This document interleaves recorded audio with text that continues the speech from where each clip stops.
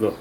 Hi mga BFF, welcome sa another episode ng kusina ng Blind Kusinera. Ngayon, gagawa tayo ng chicken Shanghai naman. Ito, ayan, ipo-food processor ko lang yung chicken.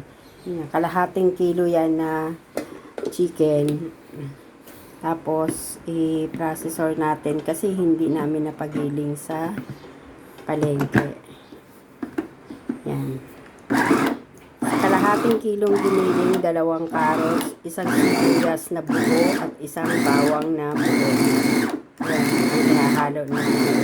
Tapos, ipo-food processor din natin yung ating carrots and sibuyas and bawang. Ayan na guys, yung ating chicken giniling. Katatapos lang i-food processor. Ngayon, yung ating naman, gulay na carrots, sibuyas, bawang ang ipo-food processor natin. O, ayan na guys, salang na natin sa food processor yung carrots, 2 carrots, isang sibuyas at isang buo ng bawang. Yan, paikutin natin para magiling na siya. Tapos ihalo natin doon sa ating chicken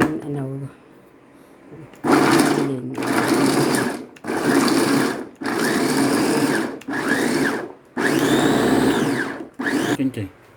Ayan mga BFF, ihalo na natin yung ating carrots and yan, pati kasama na yung kinchay, pagsamasamahin na natin siya guys.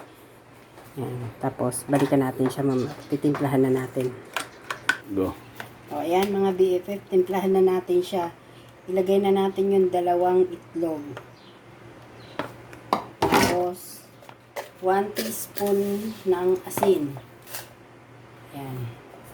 Tapos, yung magic sarap natin, 1 teaspoon din. Kaso, tinatansya ko na lang yan. Tapos, toyo, mga 1 sandok lang. And then, ang ating black pepper, yung powder.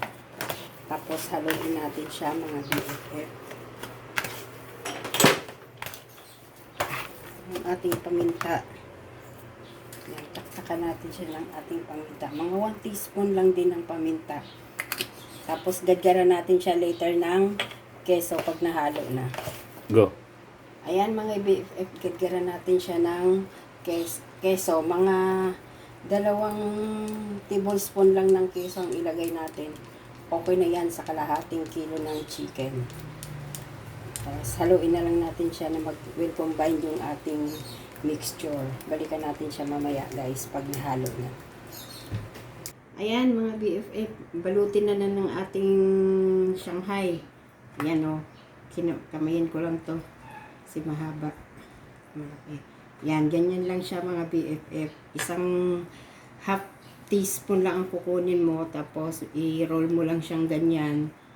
Ganyan, tapos yan, kabilaan. Mas maganda kung sundin nyo yung nag-trending na Shanghai sa Facebook. Tapos, ilak mo lang siyang ganyan, para pantay-pantay yung gawa nyo pag yun ang ginawa nyo. Tapos, yan. Ito na, mga BFF, yung ating nabalot. Ayan. Bye-bye, guys. See you next luto sa kusina ng Blind Kusinera. Bye-bye.